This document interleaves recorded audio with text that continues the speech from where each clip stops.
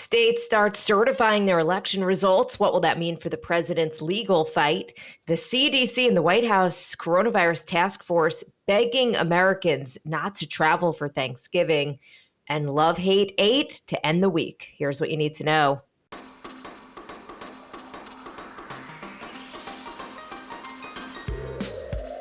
Good morning. This is Cheddar's Need2Know podcast for Friday, November 20th. I am Jill Wagner with Carlo Versano. Good morning, Carlo. Oh, good morning, Jill. How are you? How are we doing? I'm okay. So my husband, after yesterday's podcast where we were both kind of went on tirades, told me respectfully that we need to tone it down. Okay. Fair enough. Sorry, Mike. I think I hear it. He sent me a few memes of just like angry stuff. So I think maybe let's on this Friday try to keep it a little bit lighter if possible. Man, it's so bleak out there, Jill. But you're right. I mean, we're alive, right? You know, life is the world keeps spinning. We're healthy, so we should remember that. Knock on wood. Okay, yep. Let's start with some election stuff. Georgia has finished its hand. Okay, that should keep it nice and nice and light. I'm sorry. Yeah, this seriously. whole story is just so bizarre. So Georgia has finished its hand recount, affirming what they'd pretty much known, that Joe Biden won the state. So Georgia has to certify its election results today by law. Michigan and Pennsylvania's deadline to certify is on Monday. So President Trump now seems to be focusing on Michigan. He has invited Michigan Republican legislators to the White House today. This is extremely unusual. His legal team is trying to basically overturn these results of the election.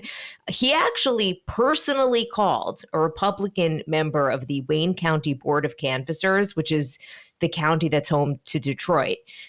We talked about what happened there. So first of all, this member of the Board of Canvassers was one of the Republicans who had first refused to certify the election results. She then asked to rescind her vote of certification, which the Secretary of State in Michigan had said is not really possible. But this is highly unusual. Could you imagine being this woman who has this relatively low-level position in Michigan on the Board of Canvassers in Wayne County, getting a call from the President of the United States, Carlo? I'm not sure if your family is anything like mine, but I would have assumed that this was a prank or something by my dad. Yeah, it's the president on the phone for you. Yes, can you please overturn your vote there for me? Look, the focus on Michigan, I don't really quite understand, because that's the margin in Michigan isn't even particularly close. I'm not exactly sure what it is. I'll have to look that up. But it's not the one that, if I were attempting to subvert a democratic election, I certainly wouldn't choose the state where it wasn't. The vote wasn't particularly close. Anyway, the states that you mentioned, Michigan, Pennsylvania, and Georgia. So if you combine those with the states where the results are not being contested, that would give President-elect Biden the certification on more than 270 electoral votes, thus making him the certified winner. So assuming that the certifications happen, I think by next Tuesday or Wednesday, this is kind of over with, because even if President Trump has been claiming that, they're going to fight it until the results have been certified. So presumably once these results are certified, I don't know, maybe they'll have to come up with some other excuse. I guess we'll see. But yeah, put another way, by Tuesday, we could have certified results that show that Joe Biden won. I don't know if you watched this press conference yesterday, Jill, with our friend Rudy Giuliani and Sidney Powell, who is one of President Trump's lawyers. Wow, it was something. Rudy Giuliani, he had like hair dye dripping down his face.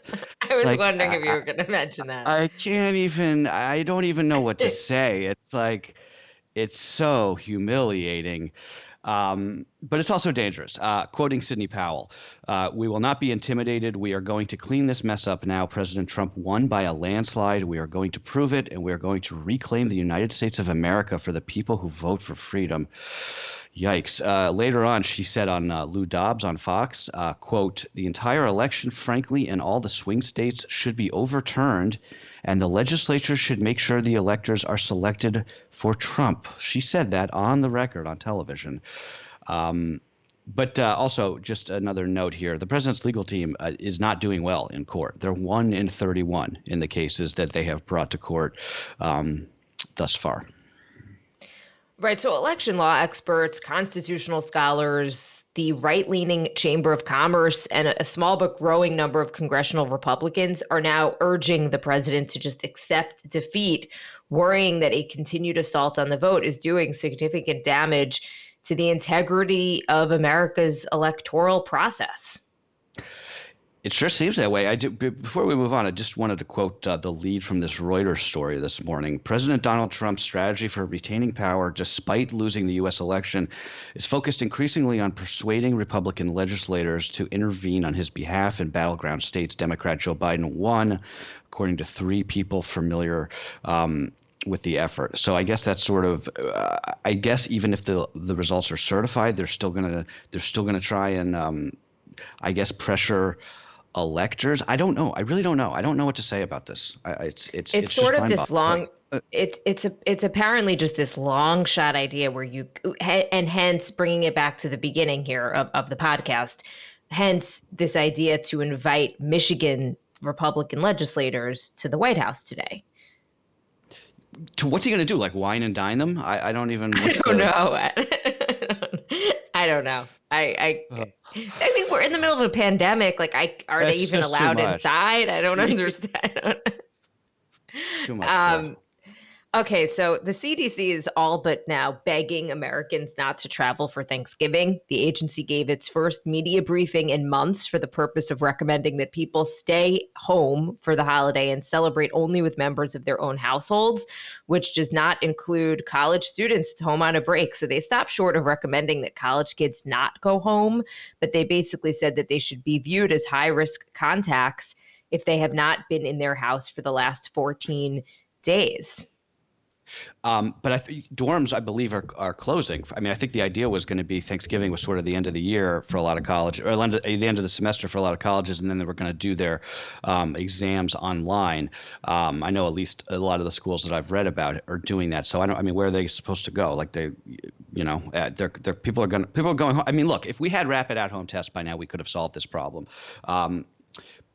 But I just made a note of this because I was watching the CDC briefing yesterday, and I forget who this was, but one of the CDC folks started the briefing by saying, quote, "The virus is turning out to be quite the formidable foe." And I was like, you think? Like you're saying that now? Wow. But amazing. But meanwhile, Jill, the White House Coronavirus Task Force, they also did a briefing yesterday. All the big guns returned. Dr. Birx, Fauci, Redfield was there, Vice President Pence. It was really sort of a throwback to the spring. And not in a good way. They did this press conference to tell Americans to, quote, increase their vigilance ahead of the vaccine rollout.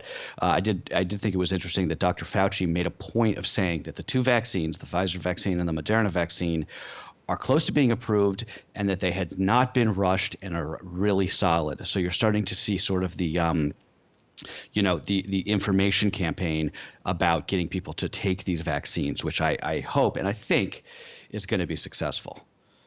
Right. Notably absent, of course, was the president from that White House Coronavirus Task Force briefing. It would have probably been really helpful, to hear from him as well in terms of just recommending. I don't know. I mean, yeah, I mean, look, in normal that's times. That's a good point. Normally, I think hearing from the president would be would be helpful in a situation like this. But he appears to be pretty checked out. So look, I think it was good that Birx and Fauci were there. That's what I'll say. Yeah, no. My point is though that think about what's going on right now. It would have actually. We're one country. We're not 2 countries, despite the election results. So yeah, I do think it would have been helpful for the president to be there and reinforce what the task force was saying. Yeah, look, I mean, I think that if that's what he did, yeah. I wondered, I thought we lost audio or something. No. Let's just All right, let's switch gears here. The Treasury Department will not allow some of the Fed's successful lending programs for small and mid-sized businesses to be extended past the end of the year, a move that could hamstring the economic recovery just as a new administration is taking office. Treasury Secretary Steve Mnuchin telling the central bank to return nearly $500 billion in unused funding to Congress, which drew a rare rebuke from Fed Chair Jerome Powell. Yeah, Powell wrote in a letter back to Mnuchin saying that those lending facilities, we still need them, right? They haven't been tapped out yet, but we're going to need them in the months ahead. The money provides an important backstop if the economy gets worse, which I think it's likely to in a lot of ways, at least in these next couple months. It's hard to see how this is anything other than the current administration sort of trying to make things harder for the incoming one. At the expense of us, right? At the expense of businesses, like you said. Not these are lending facilities that are not for big banks, right? They're for, small businesses, Main Street. So yeah, I'm glad we mentioned this because it was a little bit worrisome to see that. I don't think it makes it seem like Mnuchin thinks like we're out of the woods on this thing yet, but I don't think we are. Meanwhile, one of the more fascinating effects of this whole crazy year has been the strength of the housing market. U.S. home sales are now on fire, and we're getting more data that proves it. So home sales Yeah. rose in October to their highest level since 2006, powered by rock bottom interest rates, higher household saving rates, and the desire to splurge for more space as many families, especially younger families and millennials, continue to work, eat, learn, and do pretty much everything from home. Yeah, it's interesting, right? Like millennials, of which we are technically, I believe, we're on the cusp. But the whole thing has been sort of like millennials haven't been able to save enough money to buy homes. But now I think that a lot of us are entering our prime sort of like adult years. We're finding ways to do it. I know that we're in the market for buying our first apartment. I know you guys just bought your house this summer. It's not just existing home sales either, though. It's one of the interesting things is there's a big shortage of housing across the country, which is powering demand for newly built homes. And what that ends up doing is having this knock-on effect of creating jobs right in the construction industry. Strong sales for things like appliances, furniture, home goods, stuff like that. So that's all good in terms of the sort of like the down market effects on the economy. But it makes sense for the reasons you listed, right? People just have more money. If you've been able to keep your job, which is a big if, you kind of have more money laying around, right? You're not going anywhere. You're not going out to dinner. You're not going on a big vacation. So why not spend that money on, if you can, at least a down payment on a house that gives you a little extra space to work from home and get through the pandemic. So it's interesting. I think that the CARES Act back in the spring really going to go down as one of the more successful pieces of bipartisan legislation in recent history because it put a lot of money into people's pocketbooks, which is good for economic stimulus, right? I still, when you talk about just new homes, Long Island to me is built out. Like we're done. There's just no more room for any more homes. And Right. if you, I've flew when I was a reporter at News 12, I flew over Long Island in a helicopter a couple times. And you could see it's just like it's not that big of a place and just geographically. And yet I keep seeing new homes going up and new condos. And I'm just like, how is there even more space here? I don't understand. But to I your wonder if they're point, changing the people zoning moving. laws. I think in some places they are. There's a lot of country clubs that are going under, are being turned into housing Right. developments and stuff like that. So it's changing, but there's not that much space left, but they're finding any crevice. I'm like, that's like, how are you building three houses in that little, Yeah. that little space, Well, but they're making it work. I always think about that in New York City because it's fascinating to see some of the new buildings go up because just like the technology of new construction, they're able to just cram these high rises into like a little lot that is like the size of my apartment basically, and they can go up like 100 stories. It's really fascinating. They were doing in my old apartment across the street, they were building a high rise, and it didn't even occur to me that they were building such a tall building because I thought they were just going to replace like this Yeah. four-story kind of walk up. And every day I would look and I'm like, there's another floor? Like they're going, they just keep on going. And it's like, there goes your view. Okay, let's talk a little more business actually, but technology here. A big media tie-up. Buzzfeed acquiring Huffpost from Verizon in an all-stock deal, part of a larger agreement between the two companies. It's going to see them syndicating and sharing content on another's platform. Lots of digital media brands, of which BuzzFeed and HuffPost are kind of the OGs, are looking to gain scale in order to better compete with Google and Facebook for ad dollars. This was a big one yesterday when this crossed, Carlo. What do you make of it? Yeah, totally. I think that I mean Verizon had been trying to get rid of HuffPost for a long time, from everything that I've read, and it's interesting, right? Because if you really look at how this deal is structured, Verizon is taking a stake in BuzzFeed, so they're essentially paying BuzzFeed to take HuffPost off their hands, and BuzzFeed, the founder of our company was one of the guys who started BuzzFeed, John Steinberg. They have been trying to turn themselves into a sort of like digital Condé Nast with kind of a portfolio of sites. But, neither of these sites are really on the vanguard of digital media anymore, at least not how they used to be, back in the day. But, we're in this business, right? Digital media. This is a rough business. A lot of it has to do with Google and Facebook just sort of having this duopoly on advertising. You can make a lot of money if you knew what the future holds for digital media. Is it podcasts? Is it newsletters? Is it streaming? Is it some combination of all three, which is sort of the Cheddar model? We'll see. All right, turning to this one last story, which is just might Oh, make my you favorite giggle at, story. or yeah, it's a pretty good one. So the Vatican is undergoing an internal investigation after it came to light that the Pope's official Instagram account liked a photo of a Brazilian model wearing lingerie last month. Facing a media uproar, the Holy See says it's determined that none of its staffers liked the photo and has asked Instagram to provide, quote, explanations. Hmm. The like in question, interestingly, has since disappeared. And the model, whose name is Natalia Garabotto, she joked, "At least I'm going to heaven," which I thought was sort of funny. But this is why you need to have a shadow account if you're going to be creepy on social media.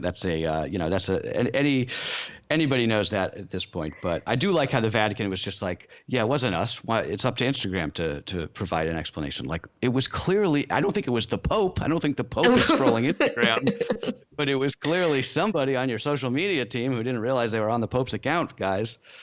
Oh, little levity. Okay, let's end this week with a little bit of love, hate, eight. Carlo, kick it off. Okay, one thing we love, and this is just, we talked about this earlier this week, Jill, but historical shows that are really beautifully shot and leisurely paced, which I think is really important, giving us enough time to sort of Google and Wikipedia plot points as we're watching along. So you and I were talking about this with The Crown the other day, which we watched again last night, and it is really good.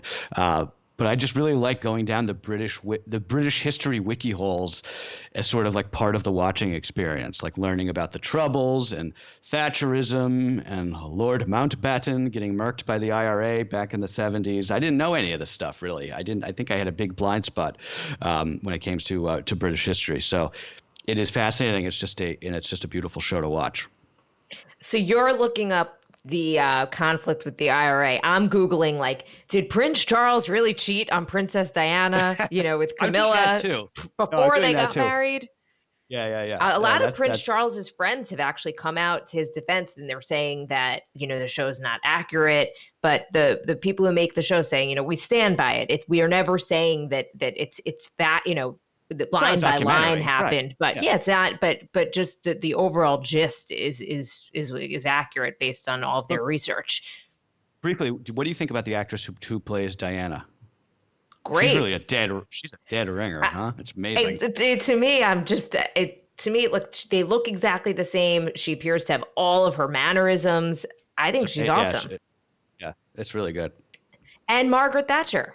Gillian Anderson Yeah. as Margaret Thatcher is awesome.